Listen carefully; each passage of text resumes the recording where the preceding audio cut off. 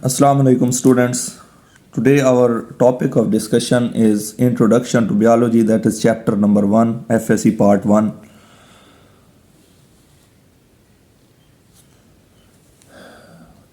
First of all, biology की definition को अगर हम study करें तो biology मैट्रिक में भी आप लोगों ने ये definition पढ़ी हुई है. It is derived from two Greek words. दो यूनानी अल्फाज से इसको derive किया गया है. Bios and logos. Bios mean living things and logos mean to study. So proper definition की अगर बात करें तो हमारे पास क्या बनेगी? Scientific study of life is known as biology. अगर हम लाइफ की साइंटिफिक स्टडी करते हैं तो वो क्या कहलाता है? बायोलॉजी कहलाता है. रिमेंबर वन थिंग, यहाँ पर साइंटिफिक का वर्ड यूज़ किया गया है. अगर हम ये सिर्फ यही लिख लें द स्टडी ऑफ लाइफ तो हमारे पास ये गलत हो सकता है, बिकॉज लाइफ को किसी भी वे से स्टडी कर सकते हैं. लेकिन जब हम उसको साइंटिफिकली स्टडी करेंगे then it will be called as biology. So the scientific study of life is known as biology. Explanation अगर आप लोगों की बुक की बात करें फर्स्ट ईयर की तो उसमें लिखा हुआ है like other senses it is a way of understanding nature. तो दूसरी सेंसेस की तरह बायोलॉजी में भी क्या किया जाता है? नेचर को समझा जाता है. And also deal with living part of nature. तो biology living part of nature को तो स्टडी करती ही है, साथ में लिखा गया है नॉन लिविंग थिंग्स को भी स्टडी करेगी. बट नॉन लिविंग थिंग्स उनको जो इफेक्ट करेंगे लिविंग थिंग्स को. This is very important point. Non living things which effect living things. तो नॉन लिविंग थिंग्स हमारे पास ऐसी कौन सी हैं जो इफेक्ट करेंगी लिविंग थिंग्स को? जस्ट फॉर एग्जांपल, अगर मैं आप लोगों से सवाल करूं कि अगर आज दुनिया से वॉशिंग मशीन्स ख़त्म कर दी जाएं तो क्या जानदार मर जाएंगे? तो आपका जवाब होगा नहीं. और अगर यही मैं सवाल चेंज करूं कि अगर हमारे पास आज दुनिया से पानी ख़त्म हो जाए तो क्या जानदार ज़िंदा रहेंगे? तो आपका जवाब होगा नहीं, जानदार मर जाएंगे. तो इसका मतलब ये हुआ कि जो पानी है, वाटर है हमारे पास, ये इफ़ेक्ट कर रहा है लिविंग थिंग्स को. इसी तरह कार्बन डाइऑक्साइड ये भी नॉन लिविंग है, बट इसकी जो कंसंट्रेशन है कह लें अगर बहुत ज़्यादा बढ़ जाए, आज ही 5% 10% एटमॉस्फेयर के अंदर हो जाए दूसरी गैसेस की निस्बत, तो लाइफ क्या हो जाएगी? ख़त्म हो जाएगी. तो वो नॉन लिविंग थिंग्स जो इफ़ेक्ट कर रही हों लिविंग थिंग्स को, उनको भी स्टडी किया जाएगा किसके अंदर? बायोलॉजी के अंदर. उसके बाद बुक में लिखा हुआ है दे स्ट्राइव. यहाँ पर बायोलॉजिस्ट की बात की जा रही है. स्ट्राइव का मतलब होता है कोशिश करना. दे स्ट्राइव टू अंडरस्टैंड, यानी जो बायोलॉजिस्ट हैं वो समझने की कोशिश करते हैं चीज़ों को. एक्सप्लेन, फिर समझने के बाद लोगों को क्या करते हैं? एक्सप्लेन करते हैं. इंटीग्रेट, यानी उनकी जो समझ में आया और जो उन्होंने लोगों को समझाया फिर दोनों को मिलाते हैं. इंटीग्रेट का मतलब है मिलाना, इकट्ठी करना information.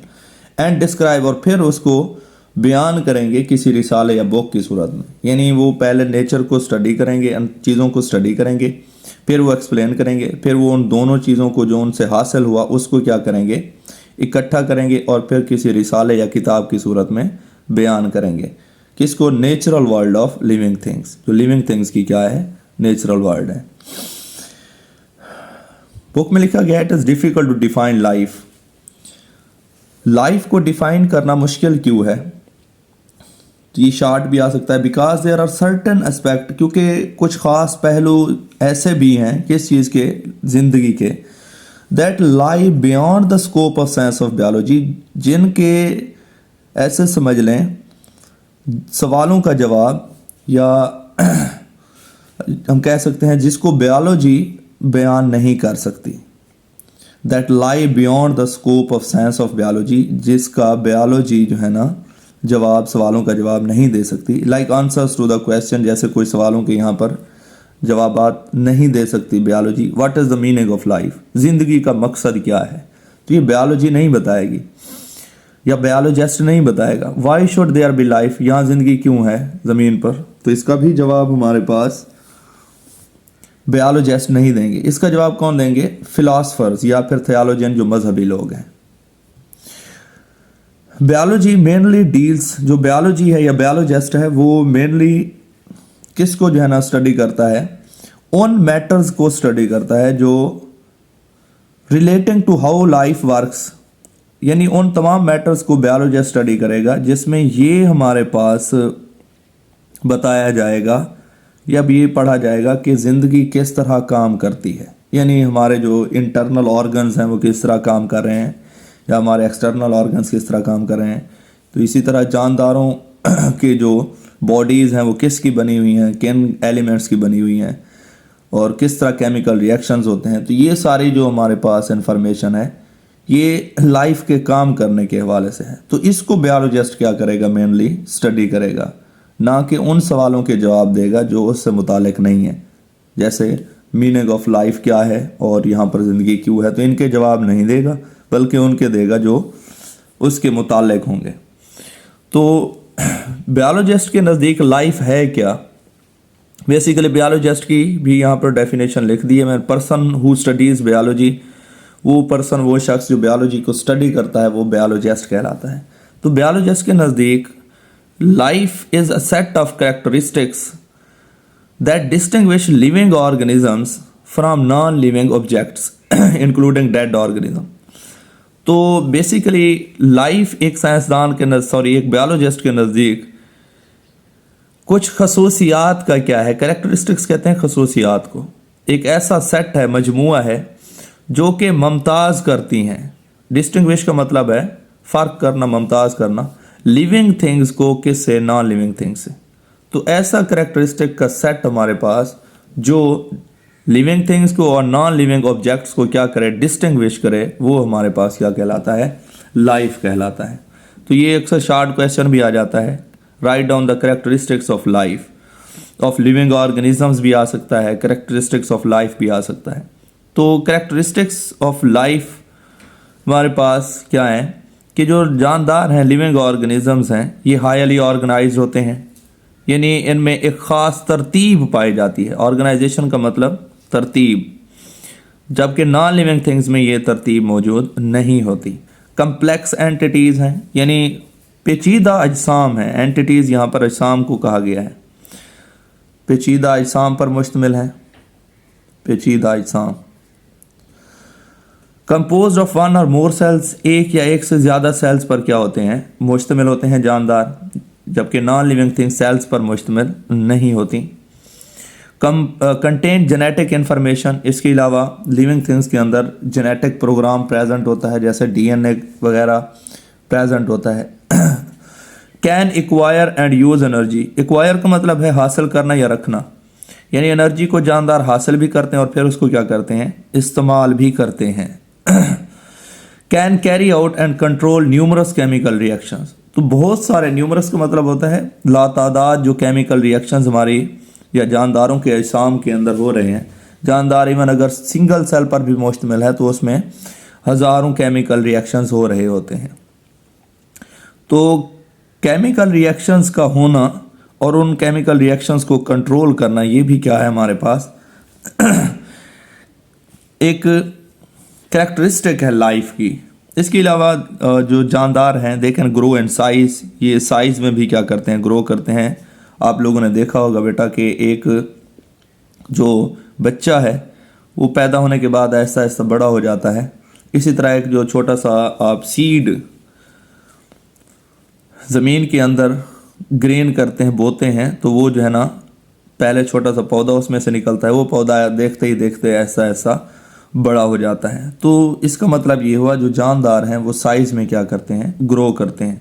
Maintain Fairlie constant internal environment, जो इंटरनल इन्वायरमेंट है, बॉडी की इंटरनल जो कंडीशन है उसको भी क्या रखते हैं, कांस्टेंट रखते हैं। यहाँ पर अगर मैं मिसाल दूँ कि बाहर का टेम्परेचर अगर बहुत ज़्यादा हद तक तब्दील भी हो जाए, जैसे हमारे पास अभी सर्दियाँ हैं तो 10 और 15 अराउंड चल रहा है, तो अगर ये कम होकर मज़ीद अगर 5 डिग्री सेंटीग्रेड पर भी आ जाए टेम्परेचर, तब भी ह्यूमन का जो इंटरनल बॉडी टेम्परेचर है वो कितना रहेगा, 37 डिग्री सेल्सियस ही रहेगा। तो ये एक मिसाल दी है मैंने, बेसिकली बहुत सारी दूसरी जो है ना होम्योस्टेसिस में हमारे पास बहुत सारी दूसरी मिसालें भी हैं, जैसे ऑस्मो रेगुलेशन, यानी हमारे पास वाटर और साल्ट बैलेंस को भी क्या रखा जाता है, मेंटेन रखा जाता है, बाहर का इन्वायरमेंट चाहे जितना भी चेंज हो जाए। सो जो जानदार हैं वो मेंटेन रखते हैं फेयरली कांस्टेंट इंटरनल इन्वायरमेंट को। इसके अलावा एक और कैरेक्टरिस्टिक है, produce offspring similar to themselves, यानी ऐसे बच्चे पैदा करेंगे जो बिल्कुल उन्हीं जैसे ही होंगे। ये भी जानदारों की एक खसूसियत है। आप लोगों ने देखा होगा इंसान का बच्चा बिल्कुल इंसान जैसा ही होता है, एंड दूसरी जो स्पीशीज़ हैं उनके जो बच्चे होते हैं वो उन्हीं की तरह होते हैं। So this is also the characteristic of life, respond to changes in environment.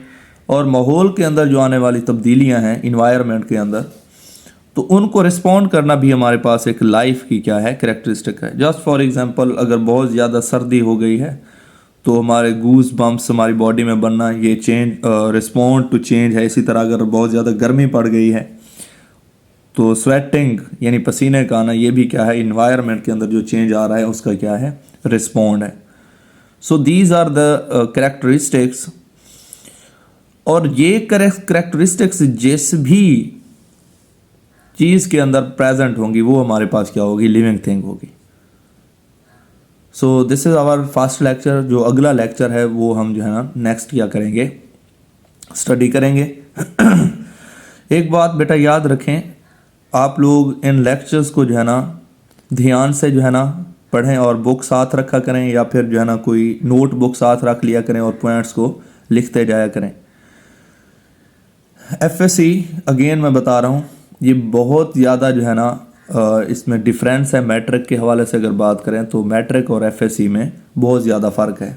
अगर आप लोगों ने प्री मेडिकल रखी हुई है तो आप लोगों को बहुत ज़्यादा मेहनत करनी पड़ेगी। नेक्स्ट लेक्चर हम बाद में स्टडी करेंगे।